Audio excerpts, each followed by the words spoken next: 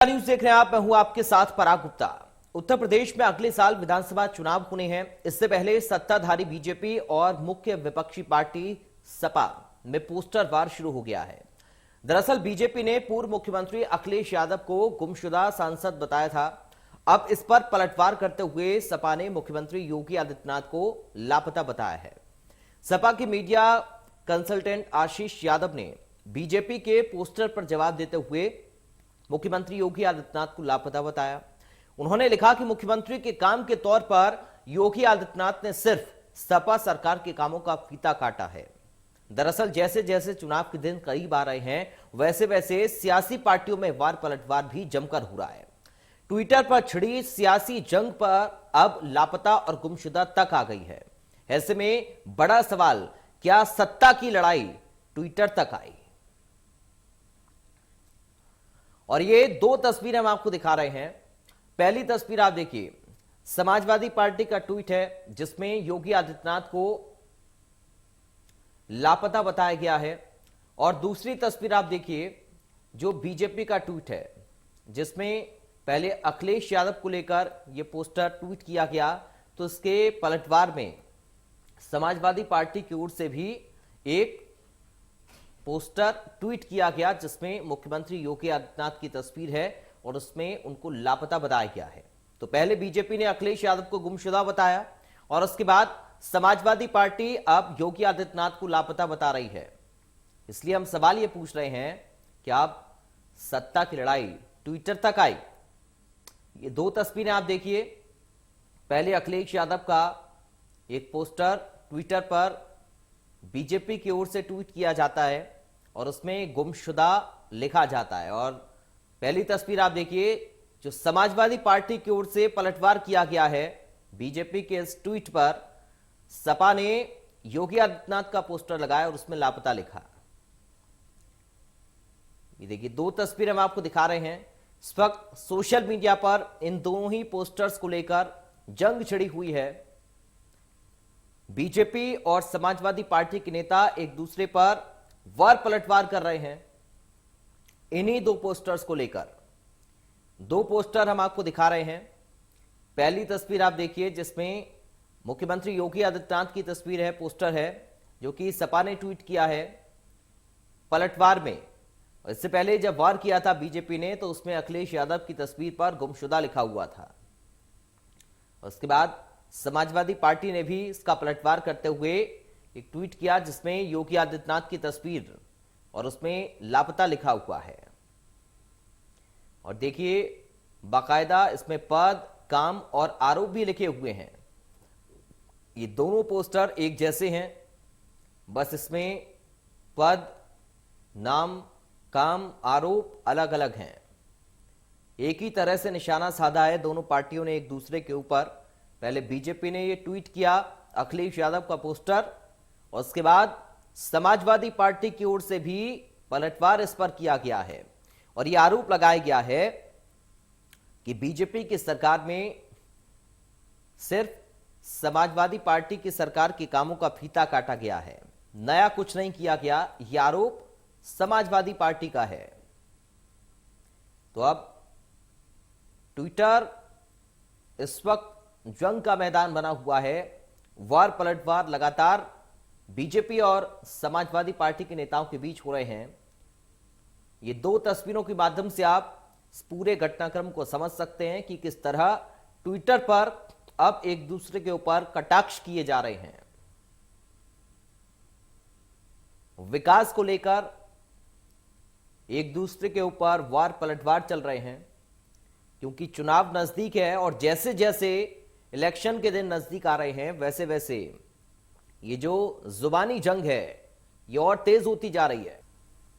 तो एक बार फिर से अपने चर्चा की ओर वापस हम लौटेंगे, अपने मुद्दे की ओर जो आज का हमारा टॉपिक है। दरअसल ट्विटर पर लगातार जंग छिड़ी हुई है, चुनाव नजदीक है और ऐसे में वार पलटवार सत्ता पक्ष और मुख्य विपक्षी दल समाजवादी पार्टी के बीच इस वक्त देखने को मिल रहा है। दो तस्वीरें लगातार हम आपको दिखा रहे हैं जिसमें एक तस्वीर में अखिलेश यादव का पोस्टर है और दूसरी तस्वीर में मुख्यमंत्री योगी आदित्यनाथ का पोस्टर है जो कि ट्विटर पर वार पलटवार के तौर पर इस वक्त बीजेपी और सपा के बीच देखा जा रहा है।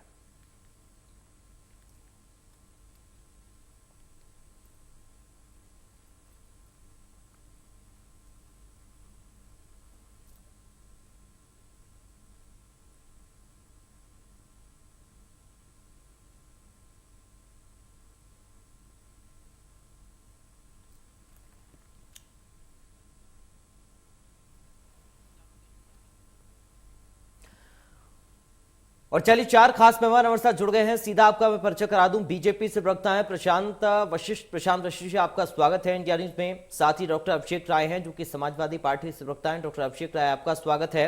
कांग्रेस पार्टी से प्रवक्ता विशाल सिंह हैं। विशाल सिंह जी, आपका स्वागत है। और साथ ही हमारे साथ आम आदमी पार्टी से प्रवक्ता अनिरुद्ध प्रताप सिंह है। अनिरुद्ध प्रताप सिंह जी, आपका भी स्वागत है। सबसे पहले शुरुआत प्रशांत जी आप ही के साथ में कर रहा हूं। क्या जरूरत है ये सब की? क्या चुनाव नजदीक आता है तो ये सारी चीजें बहुत ज्यादा जरूरी हो जाती हैं? क्योंकि जब तक सोशल मीडिया पर हम सक्रिय नहीं होंगे तो फिर कैसे पार्टियों को पता लगेगा या फिर कैसे जनता को पता लगेगा कि हम सक्रिय हैं?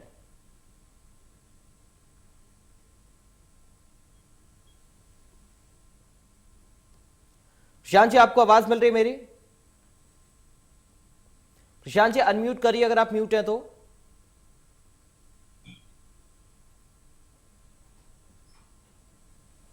अब हेलो जी प्रशांत जी, बोलिए।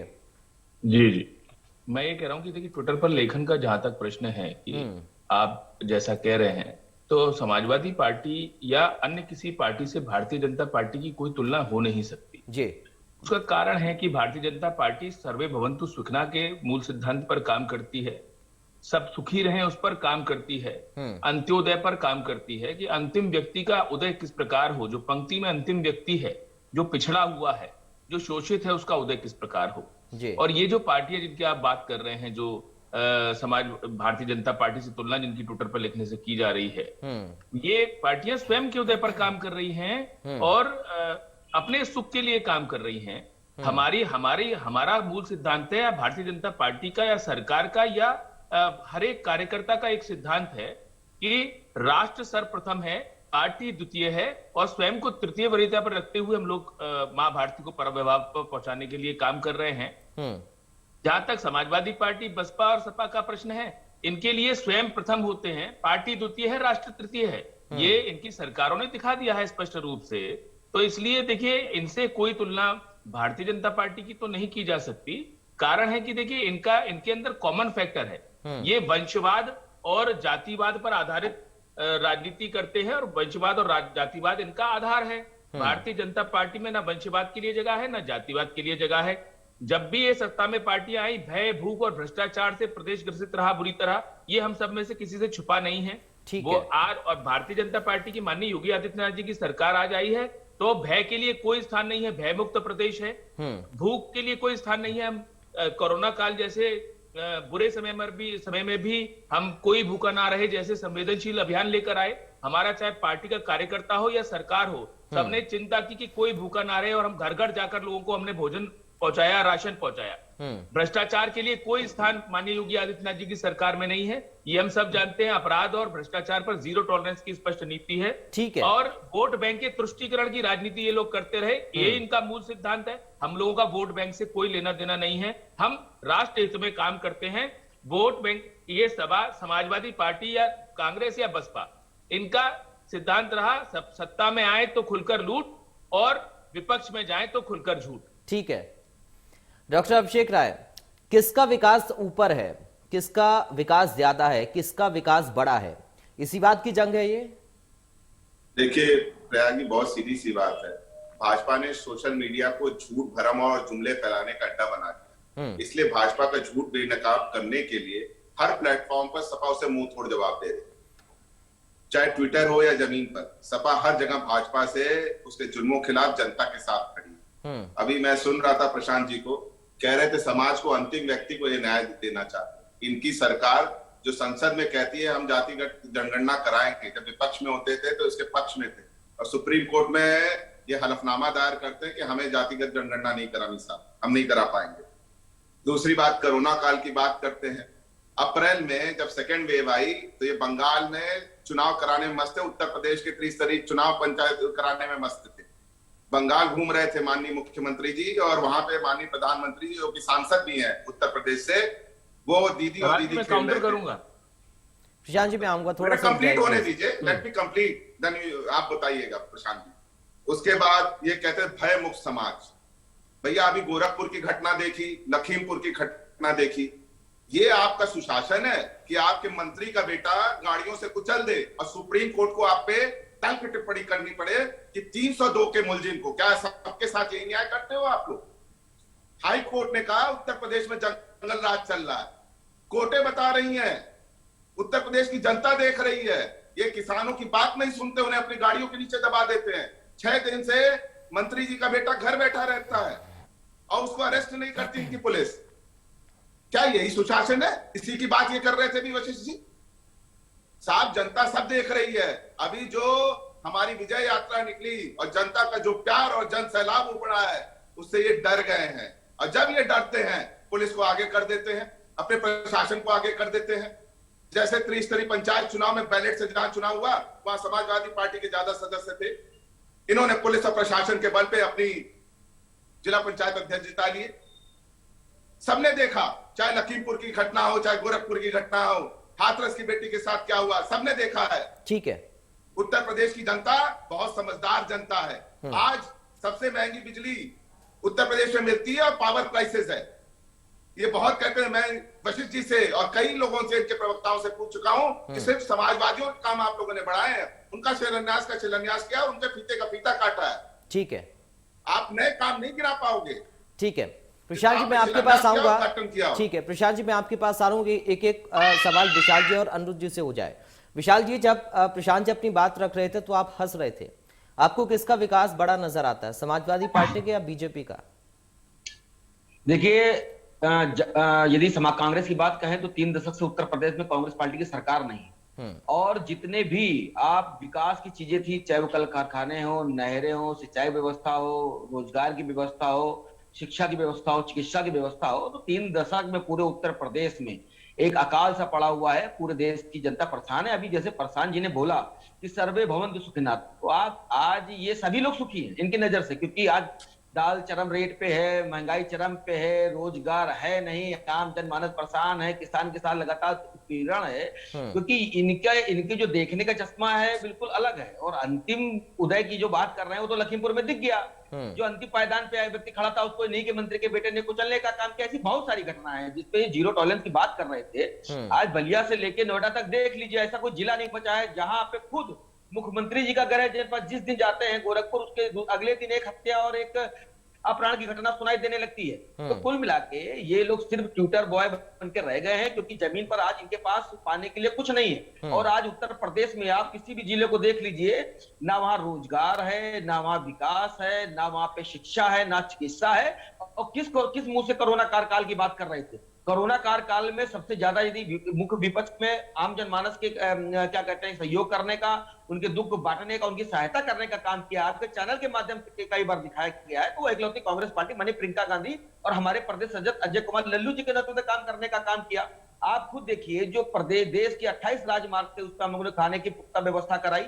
हम लोगों ने हजारों गाड़ियों की परमिशन लेने के लिए इनसे कहा, तब भी हम लोगों ने जितनी गुजरात में अहमदाबाद, क्या कहते हैं बड़ोदरा, बहुत सारी ट्रेनें जो है जिसपे टिकट हम लोग देते थे और प्रवासी मजदूर को उनके घर पे पहुंचाने का काम कांग्रेस पार्टी ने किया है। ठीक है। और जितना भी सैनिटाइजर का, दवाइयां वितरण का, भोजन वितरण का, हाँ इन्होंने किया है। इनका यदि आप कोरोना कार्यकाल का काम देखना चाहते हैं तो जितने भी प्रदेश के शमशान घाट हो, नदियां हो, आप देख लेते कि किस तरह वहां पर लाशें, क्या कहते हैं कि लाशों का ढेर लगा हुआ था। और अस्पतालों की ये व्यवस्था थी कि वहां पे ऑक्सीजन से लोग खुल के मर रहे थे। ठीक है। इनको आम जनमानस से कोई लेना देना नहीं। आज इनकी सारी राजनीति, क्योंकि जनता के बीच में जाने के लायक बचे नहीं है, तो आज चाहे भारतीय जनता पार्टी हो चाहे कोई भी पार्टी हो, उसकी जो क्षेत्रीय पार्टी है, उनकी सिर्फ राजनीति ट्विटर पे रह के गई। आपने देखा होगा जितने भी मुद्दे हैं, हमारे नेता ने जमीन पे उतरकर उन पे लड़ने का काम किया। माननीय प्रियंका गांधी के ठीक है सर, हस्तक्षेप के बिना कोई भी मुद्दा आज उत्तर प्रदेश में सॉल्व होने की कंडीशन में नहीं है। ठीक है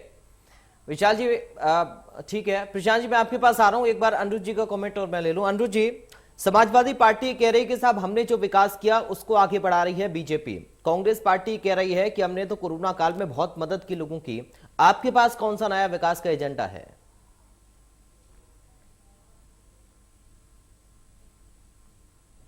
सिंह साहब आप सुन पा रहे? सर अनम्यूट करिए अगर आप म्यूट हैं तो। क्या आवाज आ रही है? जी जी जी जी हाँ। तो पराग जी, सबसे पहले तो शुभकामनाएं इस डिबेट के लिए। और जैसा कि हमारे भाजपा के साथी प्रशांत जी ने कुछ देर पहले बोला कि इनकी कोई तुलना नहीं है, बिल्कुल बिल्कुल इसमें कोई शक नहीं है कि इनकी कोई तुलना नहीं है, क्योंकि इससे पहले देश को बेचने की सोच और देश की कंपनियों को बेचने की सोच कभी आई नहीं थी। इससे पहले कभी भी महिलाओं पे अत्याचार, किसानों पे अत्याचार, युवाओं पे अत्याचार और समाज के हर वर्ग पे, चाहे वो दलित हो, सवर्ण हो, इनके ऊपर अत्याचार की सोच की तुलना कभी नहीं हुई आई हुई थी। और इस बार जो उत्तर प्रदेश का चुनाव है, आप माध्यम कोई भी चुन लीजिए, ट्विटर चुन लीजिए, व्हाट्सएप, फेसबुक, कोई भी सोशल मीडिया माध्यम चुन लीजिए, पर इस बार उत्तर प्रदेश की जनता जो उसका चुनाव होगा, उत्तर प्रदेश की जनता ने एक मन बनाया है कि इस बार का चुनाव मुद्दों पर होगा।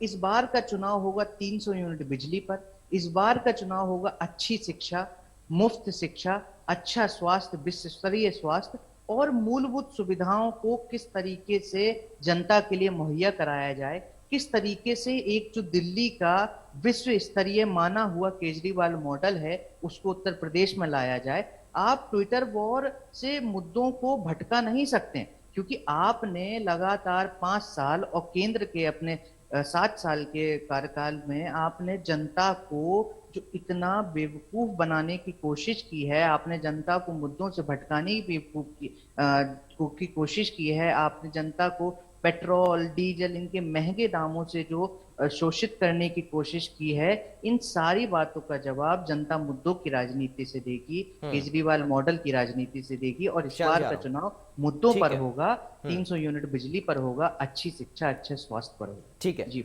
शांत जी, जवाब दीजिए एक एक करके। देखिए तीनों के आरोप हैं आपके ऊपर और मुख्य एजेंडा एक ही है, विकास आपने कुछ नहीं किया, यह आरोप है। देखिए ऐसा है, अभी शिक्षा पर बोल रहे थे तो मैं बता देना चाहता हूं कि 3 नए राज्य विश्वविद्यालय हमने बनाए हैं, 194 राजकीय माध्यमिक विद्यालय हमने बनाए हैं जो नए बने हैं 4.5 वर्षों में, 51 नए राजकीय महाविद्यालय बनाए हैं, 28 इंजीनियरिंग कॉलेज बनाए हैं, 25 पॉलिटेक्निक बनाए हैं, 79 ITI बनाए हैं, 248 इंटर कॉलेज नए बनाए हैं, 771 कस्तूरबा विद्यालयों की स्थापना हमने की। तो शिक्षा का विषय रहा। और देखिए जहां तक केजरीवाल जी का विषय है, मैंने केजरीवाल जी के वीडियो देखे तो उसमें जिस भी प्रदेश में चुनाव हुआ, केजरीवाल जी ने वहीं जाकर कह दिया कि यहाँ की बिजली सबसे महंगी है। तो कौन से प्रदेश की बिजली सबसे महंगी है? तो झूठ के महारथी हैं केजरीवाल जी।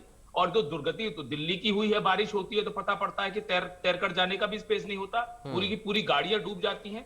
अब मैं इस पर बात नहीं करना चाहता।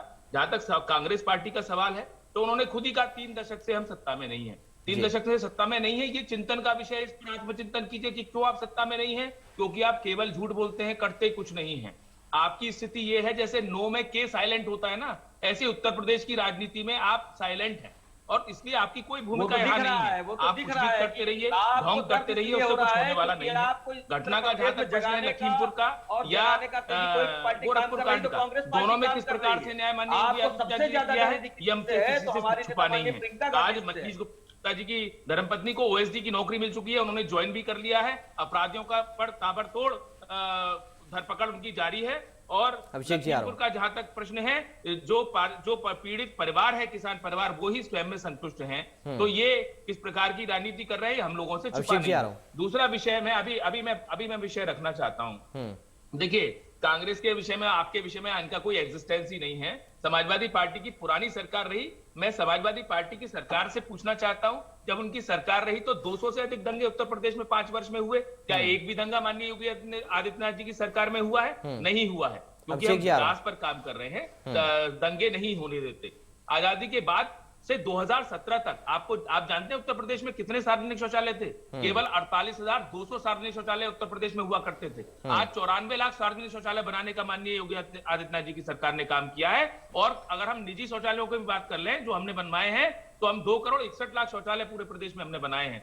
पूर्ववर्ती सरकार की जो विकास विरोधी नीति थी उसके कारण जो बेरोजगारी दर थी वो 17.1% थी। आज बेरोजगारी दर 4.1% तक आ गई है। ये माननीय योगी आदित्यनाथ जी की नीति है। ठीक है। योगी सरकार ने 4.5 वर्ष के कार्यकाल में 4.5 लाख युवाओं को नौकरी दी सरकारी। इसके अलावा 3,20,000 युवाओं को संविदा पर रखा।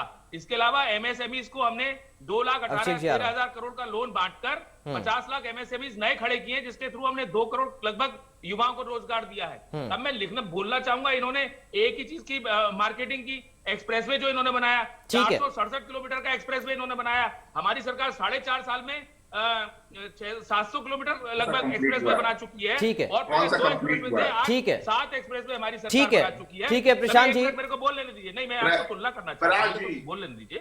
इंडिया जब सरकार थी समाजवादी पार्टी की, उस समय 305 रुपए कुंतल गन्ना हुआ करता था। आज ये किसान के हित की बात करते हैं। आज किसान को 350 रुपए प्रति कुंतल का रेट मिलता है। आज ये गन्ना। ठीक है प्रशांत जी, देखिए मुद्दे बहुत सारे हैं, देखिए फिर बाकी लोगों की शिकायत रहेगी। प्लीज 2007 से 2017 तक अभिषेक जी आ रहा हूँ, एक मिनट। दोनों सरकारों को अगर मिला ले तो 95,000 करोड़ का कुल भुगतान ये लोग कर पाए। हमारी सरकार ने 96 महीने का बकाया था जब हमारी सरकार आई। ठीक है। आज केवल इस साल का 10% बकाया है, 90% पे हो चुका है। और हमारी सरकार ने 1,50,000 लगभग हम। ठीक है, थोड़ा बात के लिए भी रखिए सर। ठीक है, थोड़ा बात के लिए रखिए। अभिषेक जी बताइए, आपने एक एक्सप्रेस पे बना दिया, आप उसी को लेकर बैठे रहते हैं, इतने सारे विकास के काम गिना रहे प्रशांत जी। पराग जी, वही चीज तो हम बोल रहे हैं। हमने 22 महीने में एक्सप्रेस वे बना के उस पे आज भी फाइटर प्लेन उतरता है। 2016 में जो हमने पूर्वांचल एक्सप्रेस वे हमने पास करा, हमने बजट प्रस्तुत करा, माननीय मुलायम सिंह जी ने विधानसभा के आगे उसका उद्घाटन किया। सबने देखा, मीडिया चैनलों के पास उसकी रिकॉर्डिंग भी है। उसे ये 5 साल में पूरा नहीं कर पाए। अब पहली बार इसमें उसमें दरारें हैं। ये इनका काम की गुणवत्ता है। दूसरी बात, ये झूठ का पुलिंदा, ये लोग जुमलोनॉमिक्स में चैंपियन है। एक नया सब्जेक्ट इन लोगों ने निकाला है, जुमलोनॉमिक्स, और उसमें ये चैंपियन है। बेरोजगारी की बात करते हैं, स्वामी प्रसाद मौर्य जी का विधानसभा सत्र में उनका स्टेटमेंट है कि कोरोना काल में 59% लोगों की नौकरियां गई। ये कह रहे हैं इन्होंने रोजगार दे दिया। साहब कितना झूठ बोलोगे? या तो आपके मंत्री जी झूठ बोल रहे हैं या तो आप झूठ बोल रहे हैं। और उसके बाद काम चालू हो गया है। सुन लीजिए Prashant ji, let me complete. झूठ के बाद काम बनने वाला नहीं है। प्रशांत जी एक बार सुन लीजिए। सुनिए प्रशांत जी सुन लीजिए, मैं आऊंगा आपके पास प्लीज। नहीं आ रही क्यों? 12 अरे आपके कहने से थोड़ी होगा, वो तो जनता दिखा रही है ना। आप हारने वाले हैं, आगे करो, डरो।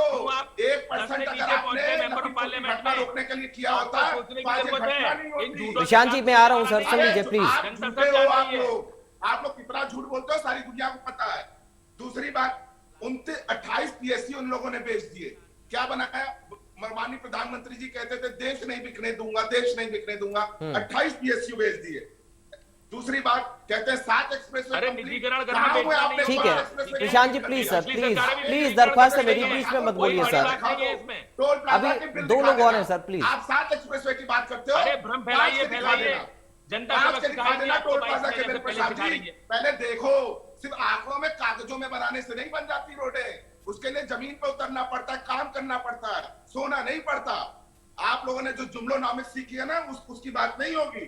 दूसरी बात, ये कहते हैं माननीय पीयूष गोयल जी, अब उनका स्टेटमेंट है कि उत्तर प्रदेश के, मैं आपको 1 महीने पहले का, उन्होंने पीसी की दिल्ली में उन्होंने क्या बोला गन्ना भुगतान के बारे में, कि उत्तर प्रदेश के किसानों का 6,316 करोड़ रुपया भुगतान बचा हुआ है। 1 महीने पहले के पीसी है ये। अपने एक बोलना चाहता हूं इस पर, सुन लीजिए प्रशांत जी प्लीज रुक जाइए थोड़ा सा। प्रशांत जी सुन लीजिए, आपने 10 रुपए 2017 में गन्ना मूल्य बढ़ाया। 3.5 साल आप सोते रहे। जब अभी किसान आंदोलन हुआ तो वो कितना बढ़ाया आपने? उसके बाद माननीय आपके सांसद वरुण गांधी जी ने बोला, आपके संकल्प पत्र में 400 रुपए गन्ने आपने लिखा हुआ है। कितना? 350 कर दिया आपने। महंगाई कहां ले गए आप साहब? डीजल पेट्रोल कितना महंगा हो गया, सरसों का तेल कितना महंगा हो गया। ठीक है, इसके पे जवाब नहीं दोगे। आज 350 पे ले गए हो महंगाई पे। 2014 में डायन थी, आज आप लोग की 6,319 करोड़ जो बचा रहे बता रहे हैं। ठीक है प्रशांत जी मैं आ रहा हूँ सर, थोड़ा सा रुक जाइए प्लीज, प्लीज थोड़ा सा रुक जाइए। विशाल जी मैं आपके पास आ रहा हूँ। अनुज जी अपनी बात रखिए बहुत जल्दी से। पराग जी, शमशान कब्रिस्तान की सोच रखने वाले भाजपा के प्रवक्ता प्रशांत जी को मैं जवाब देना चाहूंगा कि इन्होंने अभी कस्तूरबा स्कूलों की बात करी, तो मैं कस्तूरबा स्कूलों से बताना चाहूंगा कि कस्तूरबा स्कूल जो है शिक्षा मंत्री के अधीन आते हैं। शिक्षा मंत्री सतीश द्विवेदी जी।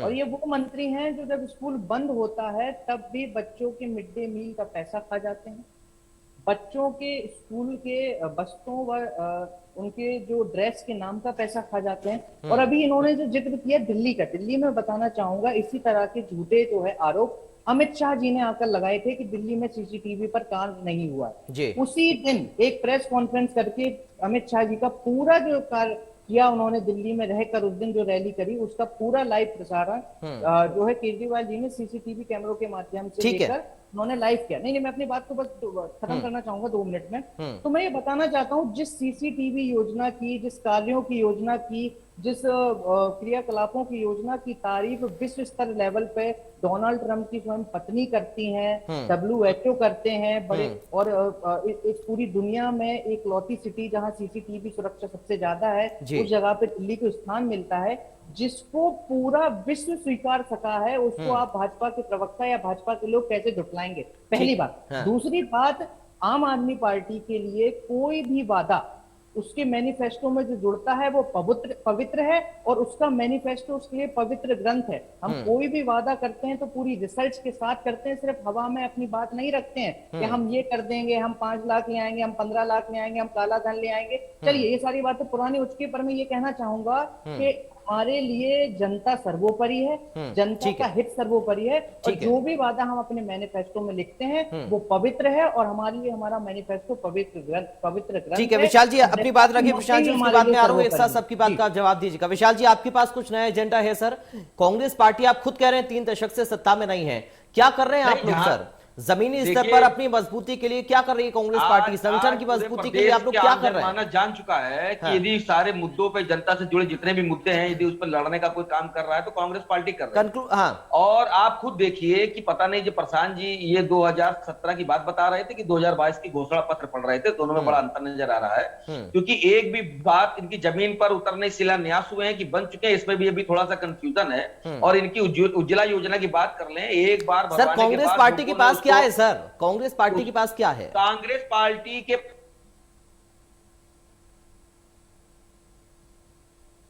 काम के मुद्दे हो, चाहे महिला की सुरक्षा के मुद्दे हो, जो इन्होंने जनता को, आम जो युवाओं को रोजगार देने की बात की थी, वो मुद्दे हो, सुरक्षा के मुद्दे हो, जितने भी जनता के आम मुद्दे होते हैं वो कांग्रेस पार्टी। ठीक है प्रशांत जी, बहुत जल्दी से जवाब दीजिए सर, समय कम है। उसके बाद में अभिषेक जी आपके पास आऊंगे, फाइनल कमेंट कर लीजिए। प्रशांत जी बहुत जल्दी से। पहले मैं ये बता देना चाहता हूँ कि गन्ने पर उन्होंने बोला 6319 करोड़ जो है वो अब 5500 करोड़ है, और उसमें ये भी आपको समझना पड़ेगा कि चीनी मिलों में जो माल पड़ा हुआ है वो लगभग 7500 करोड़ का माल पड़ा है जो बिक जाएगा, और उससे ही उसका देने के बाद भी पैसा बचा रहेगा। ठीक है, एक विषय ये है जी। दूसरा, अभी मैं तुलना जो आपसे कर रहा था, देखिए ये किसान पर बहुत बात कर रहे हैं सारे लोग, तो खरीद में, MSP पर खरीद में, चाहे वो केंद्र सरकार हो या माननीय योगी आदित्यनाथ जी की सरकार हो, हमने रिकॉर्ड क्रिएट किया है। 123 लाख मीट्रिक टन का धान खरीद किया था। ठीक है सर ये आप बता चुके, प्लीज समय कम है। प्रशांत जी आप बता चुके हैं सर, समय कम है, प्लीज। अभिषेक जी एक फाइनल कमेंट आपका। रिकॉर्ड क्रिएट किया है आपने, ठीक है। अनिरुद्ध जी प्लीज सर, समय नहीं है। अभिषेक जी एक फाइनल कमेंट बहुत जल्दी से, ठीक है। अनिरुद्ध जी ठीक है, अभिषेक जी फाइनल एक बहुत जल्दी से फाइनल 10 सेकंड में। योगी जी ने, माननीय मोदी जी ने, तो आप अनिरुद्ध जी प्लीज सर, समय नहीं है।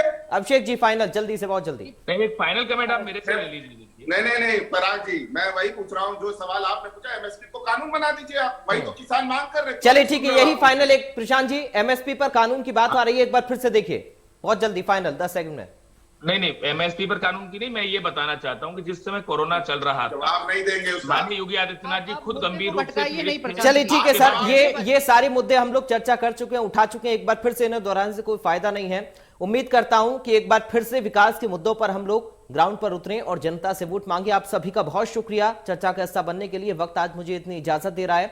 तो ट्विटर पर लगातार जंग छिड़ी हुई है, वार पलटवार चल रहा है, विकास के मुद्दे भी गिनाए जा रहे हैं, लेकिन विकास का पलड़ा किसका भारी है ये तो जनता ही तय करेगी। इंतजार अभी करना होगा, देखते रहिए और क्या क्या होना बाकी है, क्योंकि ये उत्तर प्रदेश का विधानसभा चुनाव है। फिलहाल के लिए दीजिए इजाजत, आप बने रहिए।